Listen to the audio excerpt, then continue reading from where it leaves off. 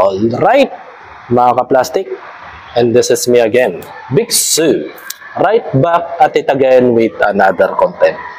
Tatalakayin po natin yung tungkol dito sa isang babae na nagre-reklamo sa Rapid Tulfo in Action kasama yung kanyang nanay sa kanyang butiing ama na nakipaghiwalay po siya dun sa legit na asawa at sumama sa ibang babae. May mga rason kasi kung bakit nagagawa ng isang lalaki na hindi matustusan ang kanilang mga pangangailangan. Gawa ng medyo tapos sila sa pera, hindi talaga consistently na malaki ang kanilang sinasahod. Pero karamihan sa mga taong ganun na hindi nakakaintindi yung mga anak, yung mismong kamag-anak pa. Ako kasi, danas ko rin yung mga ganito. Pero mamaya ko na ipapaliwanag tungkol sa allowance, mga ka-plastic. So, panoorin natin itong video, mga ka-plastic. Mahal naman kasi gusto mag-aral. Dapat naman kung sa ganito. Ayoko magkaya tayo dito. Kaya na lang nag-iisa na anak kung gusto kong makatapos. Kaya nagsikapan ko na gagapan ko siya. Pangako sa kanya. Hindi ba siya nahihiya? Unang-unang kayo, pag nagpa-Rapid Tulfo kayo, unang-unang pumukaw dapat sa isipan ninyo, mga ka-plastic. Buong mundo ang nanonood sa inyo. Hindi lang po barangay. Hindi lang parang barangay tanod lang yan. Yang Rapid Tulfo na yan. Na kung tutusin, kaya nyo naman pong pag-usapan to sa barangay. At hindi na dapat umabot pa doon. Diba? Sa bahay pa lang, pag-usapan nyo na kung may problema. Bakit kailangan pang umabot sa Rapid Tulfo? Bakit ba yung mga Pilipino mahilig tayong i-Rapid Tulfo yung maliit na bagay na kaya na masolusyonan? Diba? Sipin nyo yun, mga ka-plastic. Kailangan ba kahihiyan buong mundo? Nakikita kayo na ganyan ang ugali mo. Diba?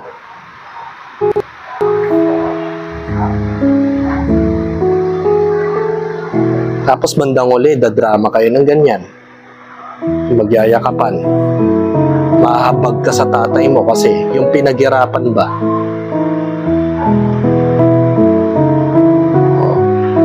Jump in tayo dito sa 4-minute video, mga ka-plastic. Yan, sa bandang 3.29. Medyo crucial yung ano eh. Kasi ito yung sabi ni Maria Alexandra Ortega na nagre-reklamo sa anak ni Mr. Rolando, mga ka-plastic. Ito po yun.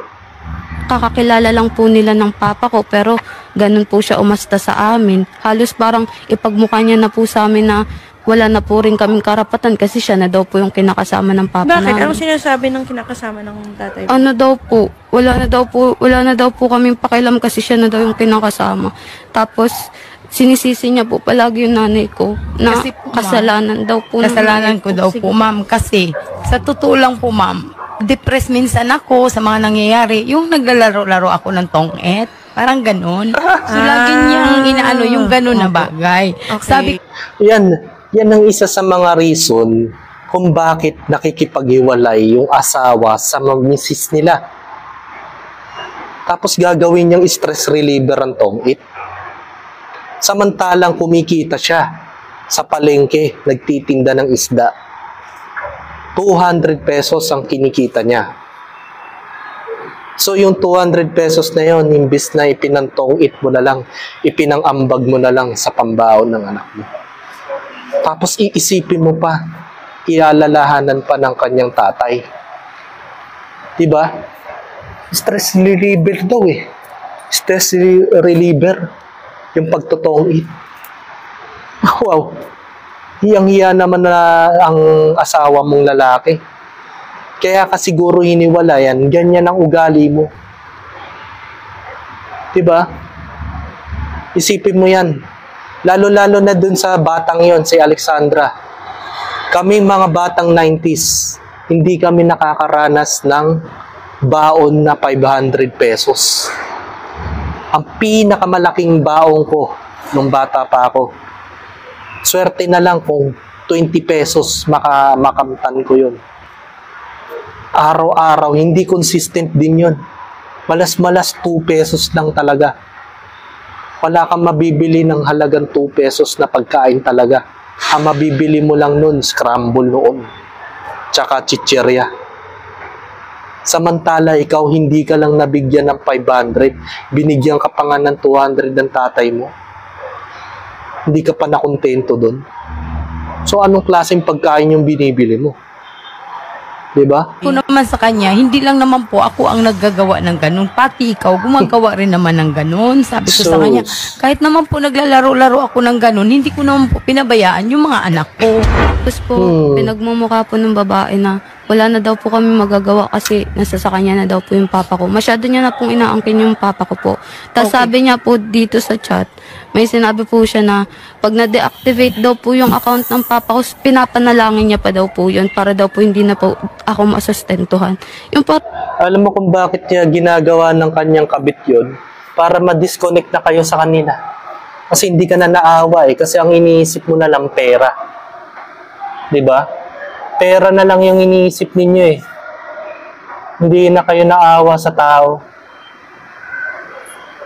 Alam mo, pag alagwa siya sa Grab, alagwa siya sa biyahe, ano bang unang-unang pumapasok sa isip mo? Pera agad. Hindi mo man lang naisip na, oh, kamusta ka na, Papa? Pagod ka na ba? Kaya mo pa ba magtrabaho? Walang ganun eh. Unang-unang bungad mo pa lang, pera na kaagad ang hindi nang bubungad mo eh. Diba? Talagang oportunista lang talaga kayo, kaya kayo hiniwalayan. May reason din kaya kayo iniwan yung nanay mo. Dahil una sa lahat, sugarol. Diba? Tapos sasabihin mo, stress reliever lang ang pagtutongit. Maraming pwedeng stress reliever. Bakit tongits pa yung pinili mo? Nahiya ka naman sa buong mundo na nanonood sa'yo. Na kaya kung tutusin, kaya mo naman magtustos ng allowance ng iyong anak na si Alexandra. Di ba? ang pinagmumukha niya po sa akin na ayaw po talaga niyang pakainin ako. Tapos, yung sa bahay rin po, parang inaano ng babae si Papa na pinupush na ata ng babae si Papa na pag na pong bayaran yung bahay, bahala na po kami. Ganun. Kasi ako na lang po yung inaano niya, yung parang pinupoint po ng babae na si Sandra na lang naman yung inaan mo dyan, edi kunin na lang natin. Parang gusto nila yung ganun. Tapos, uusap po ata sila na gusto ata nila akong pag-aralin sa kanila. Yung parang pumunta po ako sa side nila na syempre ayoko iwan nanay. Hindi ba tama naman? Kaya ang gusto mangyari ng kabit na kunin ka na lang. Since ikaw lang naman ang pinaka-tinutustusan ng allowance o sustento ng iyong ama na si Rolando, siyempre, yun na lang ang dapat gawin. Since nakikita niya yung asawa niya dati na sugarol, alam naman yun naman, kapag sugarol, ikaw na lang yung nagiging proxy. So, gaano ba kataas ang assurance na yung perang binibigay ni Rolando kay Alexandra ay talaga napupunta sa tama? What if kung binibigay pa rin niya dun sa nanay niyang si Lisa at pinangsusugal lang? Di ba ang sakit nun? Maghapon mong kinita yung 500 pesos na biniyahe pa niya sa Grab. Tapos, malaman-laman mo, pinantotong it lang ng nanay niya. Kaya magandang idea rin naman na sinabi ng kabit. Walang masama sa opinion niya eh. Kunin ka na lang. Pumunta ka na lang dun. Dun ka na lang mag-aaral. Total, ikaw lang naman talagang gusto niyang pagtapusin sa pag-aaral. Pero hindi mo naisip yun eh. Hindi mo na-realize yung point of view ng kabit niya eh. Mas mabuti pa nga yung kabit eh. Naaalalahanan ka. Bihira lang yung ganun. Samantala yung nanay mo, nakasama mo sa bahay, ano bang unang iniisip? Pag nagkapera, sugalagan. Diba? Di ba kayo nahihiya niyan? Buong mundo nanonood sa inyo, tapos ganyan kayo. Magandang hapon po, Tay. Okay, maraming salamat po sa pagpapaunlak niyo po sa aming show dito sa Wanted sa Radyo. Tay Rolando, nandito ang anak mo, nandito si Ma'am Liza, ang dati mong kinakasama. Ang sinasabi sa iyo, hindi ka nga daw nagbibigay ng sustento. Ano pong masasabi niya doon? Huli kong bigay po, yung linggo lang. Lunes, hindi na ako nakapagbigay kasi dapat magbigay ako. Medyo nagkaroon na ng pagtatalo. Magkano po ba ibinigay niyo, Tay? Ano po kasi, 500 daily ang binibigay ko dito sa anak ko. Tapos, 500 daily. kasi kaya ilang ganyan, dahil budget lang po niya sa pag-aaral yun. Kasi sagot ko naman yung ilaw, tubig at bahay. So, ang sinasabi mo, yung anak mo lang na isa ang... Apo, kasi siya na lang po yung dalaga, naiwan yung dalaga. paano yung 17 years old mo, sir? Nag-aasawa na po kasi yun. Kaya sabi ko, kung siya na lang naman na pinag-aaral ko, talagang gusto kong makatapos siya ng pag-aaral.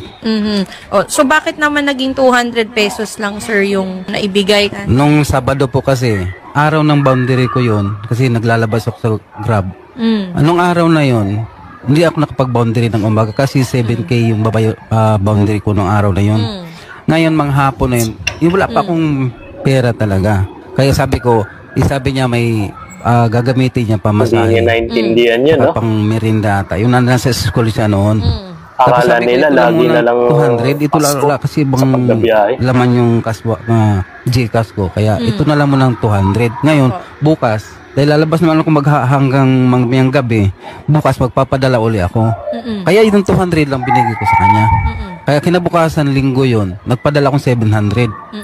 Bago po yung 500, ano yun, 5 to 600,000 ang weekly. Pwera pa yung personal na hingi mo Opo. sa tatay mo. Hindi daw. Di ba, yun yung padala mo sa amin. Tapos minsan hindi pa buo, di ba? Kasi yun Sabado, Linggo, tsaka Lunes yun, di ba? Yung 6,000 na yun. O yan nga. Tapos hanggang sa naging 4K yun, di ba? Matagal Oo ang nga, panahon kasi yun. nga. Matagal na yan eh. Kaya ko lang naman nangyayari yun pag nagkagipit-gipit ako sa boundary. Nagipit ka ngayon kasi Bakit di nila maintindihan yung point of view ng tatay niya?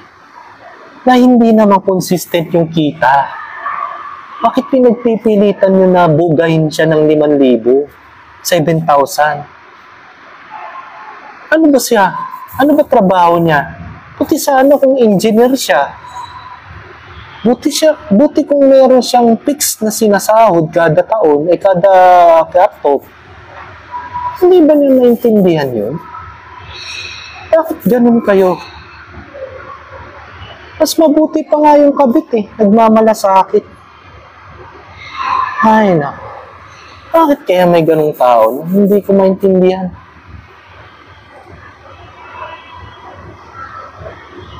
kita ko lang doon. Tapos nagtotong-ex ka, ma'am. Sa ngayon, ma'am, hindi na ganun, ma'am. Magkano po ang inyong inaasahan na makukuha po? Ibigay lang niya yung pangako niya sa anak niya na 500 at yung bayad lang ng bahay, ilaw, tubig. Okay na po ako dun, ma'am. Okay, magkano po ba yung bahay tubig? At ang Bahay ilaw? kasi namin, ma'am, 4,000 pero sinasabi niya 3,500 lang. 4,000, tas tubig, kuryente, magkano po yun? Ang ilaw namin ngayon, man, umabot kami ng 1,300 kasi nakabili kasi ako ng ref. Sabihin mo nang Opo, ma'am. pumapalo kayo sa 5,000 mahigit. Opo, ma'am. Sa bahay at tubig, Opo, kuryente Kala pa mo lang. naman nagtatrabaho ng malaking sahod yung asawa niya kung ganun-ganunin niya. Nagawa mo nga magtongit tapos bumili ka pa ng rep. Di ba kayo nahihiya niyan? Lahat na lang ng bayad ay aatang mo sa asawa mo. Kaya ka nga hiniwalayan kasi napaka-toxic mo na, Liza. Hindi mo na po point of view yung ibig sabihin ng asawa mo. Tapos sinusulsulan mo pa yung anak mong si Alexandra na pigain ka ng pera. Pigain mo yung pera yung tatay mo. Kahit wala yung kinikita, meron pa rin yan. Kasi yung pinapoint of view na lang dito is money. Hindi na yung respeto at pagmamahal sa pamilya. Ganun na lang ang nangyayari dito, mga ka-plastic. Nakakalungkot, di ba? Isipin mo yun. Samantala kami, mga batang 90s, no? Hindi kami nakakahawak ng 500 pesos nun. 2 pesos lang. Sapat na yun. para sa maghapon. Nagtitiis na lang ako sa mga chicherya. Kung wala. Kasi ako naman, mga panahong yun, hindi naman kami ganun kayaman na tao. Tama lang ang kinikita, pa-extra lang yung tatay ko sa mga electronics, sa mga electric, pag-install ng mga kuryente. Ganun lang naman. Pag walang tawag, nga. Pero nakakaraos pa rin. Pero siya, na-delay lang ng ilang araw, nagre-reklamo na sa tulpo. Kasi itong mga bata ngayon, sa panahon ngayon, ibang-iba na talaga. Hindi na kagaya noon, na kapag ang bata ay hindi nabibigyan ng pera, wala na magagawa yun. Pero ngayon, may karapatan na sila magtulpo. Kasi nga, nauso na ang Bausi, nauso na ang DSWD, nauso na ang tulpo, kaya may karapatan na magreklamo. Pero di mo naisip kung gaano kalaki ang kasiraang nagawa mo sa tatay mo, na si Rolando. Na buong mundo nanonood sa inyo. Di nyo ba naisip yun, mga ka-plastic? Gaganyanin mo yung tatay mo dahil lang sa 500. Samantalang ang dami-dami diyang mga kabataang mahihirap na hindi nakakatikim ng ganong kalaking allowance. Buti sana kung nakapag-college ka. Actually, hindi naman college yan. Senior high pa lang yan. Gasino lang naman yung ka. Kung gusto mo magkapera, mag-working student ka. Kung gusto mo talaga makapagtapos. Hindi yung iasa mo sa tatay mo. Inapairal mo pagiging inutil mo. Diba? Ganun lang. So, ayoko nang paabahin ng video na ito. Doon lang nagtapos. Nagkasundo na po kasi yung pamilya na ang pamilya ni Liza ay bayad na lang sa tubig kuryente. And then itong si Rolando naman ay para sa tuition o sa tustos ng allowance na 500 na sinasabi nila. And then sa bahay. Kumbaga, si Rolando pa rin ang talo dito. Malaki pa rin yung bayarin niya.